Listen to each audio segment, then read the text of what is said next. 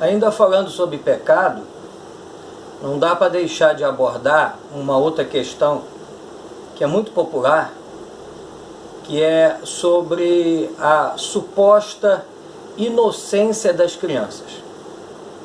Alguns textos bíblicos são sacados para tentar trazer à baila essa teologia que eu entendo equivocada, de que as crianças são inocentes até determinada idade, portanto não são responsáveis pelos seus atos, e aí criou-se uma chamada idade da razão. A partir dali a criança seria conhecedora dos seus próprios atos e, portanto, responsável por eles. Mas, sinceramente, eu não acho isso na Bíblia. Eu não vejo na Bíblia a idade da razão, nem criança ser inocente. Muito pelo contrário. A experiência nos mostra o quanto que as crianças podem ser más. Quem é que mais pratica bullying? Que é uma palavra tão em moda nos dias de hoje.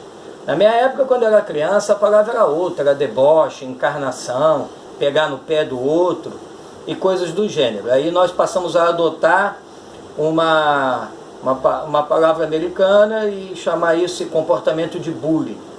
Olha o quanto que esse comportamento tem produzido de consequências nefastas para a sociedade, principalmente para as crianças em escolas, colégios e outros. Porque as crianças não são inocentes. Aí talvez você diga, mas meu irmão, Jesus disse, deixai vir a mim os pequeninos, porque deles é o reino dos céus. Mas será que isso significa que as crianças são inocentes? Jesus não disse isso. Em nenhum lugar na Bíblia diz que as crianças são inocentes. O que será que o Senhor está querendo falar nessa passagem? Quando ele diz, deixai vir a mim os pequeninos, porque deles é o reino dos céus. Eu entendo que o que o Senhor está falando é a respeito da condição espiritual daquele que quer ir para o céu. É admitir a sua impotência. Nós somos impotentes para, a partir de nós mesmos, alçarmos as regiões celestiais em Cristo Jesus. Nós não podemos fazer isso à parte dele. É nesse sentido que as crianças nos deixam um exemplo. Porque uma criança ela é totalmente impotente para gerir a sua própria vida. Veja um bebê. O bebê humano, ele é o que mais leva tempo no processo de crescimento, de aprendizado, para tomar conta de si mesmo. Se você vê, por exemplo, um cavalo, em questão de horas o potro ele tem que estar correndo no campo, porque senão ele se torna presa fácil dos predadores. O ser humano não, ele é extremamente dependente dos seus pais. Uma criança não pode cuidar de si mesma, ela precisa de alguém que cuide dela, portanto ela é impotente. Observe que todo assassino, todo criminoso, todo aquele que cometeu atos contra a humanidade, um dia ele foi um bebezinho lindo, fofinho, adorável. Porque somos assim. Mas isso não significa que nós sejamos inocentes. Qualquer um que é pai, que é mãe, sabe e viu desde cedo o quanto que uma criança é pecaminosa.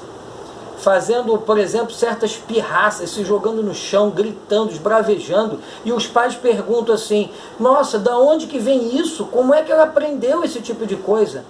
Não precisa aprender, está dentro de nós. A única coisa que nós fazemos com toda a força, com todo desejo e todo conhecimento, ainda que sem aprendizado, é pecar. Porque o pecado brota de dentro de nós na mais tenra idade, que prova que não existem inocentes. Existe sim, impotente. Uma criança é impotente. Assim como eu, adulto, sou impotente para me auto-salvar. Eu preciso de um Salvador.